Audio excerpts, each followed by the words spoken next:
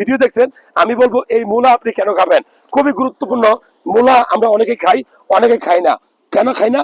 মূলা খাইলে কি হয়, অতিরিক্ত পেটের ভিতরে কি হয়, হজম হয়।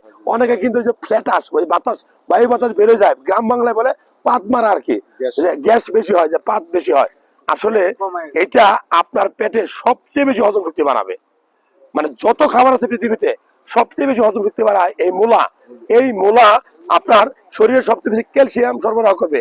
এই মূলার ডাটা যারা নিয়মিত খাবে তাদের রক্তের কোলেস্ট্রল কমবে, তাদের শরীরে সেই পরিমাণ ফলিক অ্যাসিড পাবেন।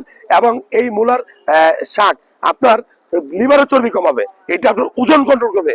এই মূলার শাক আপনার ডায়াবেটিস কন্ট্রোল করবে।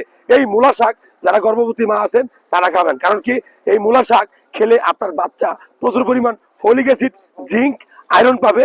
এই মূলা শাক কিন্তু আপনার পেটের ভিতরে হজম শক্তি বাড়ায়। মূলা হজম শক্তি বাড়ায়, মূলা শাকও হজম শক্তি বাড়ায়। ভালো লাগলে তথ্যগুলো শেয়ার করবেন।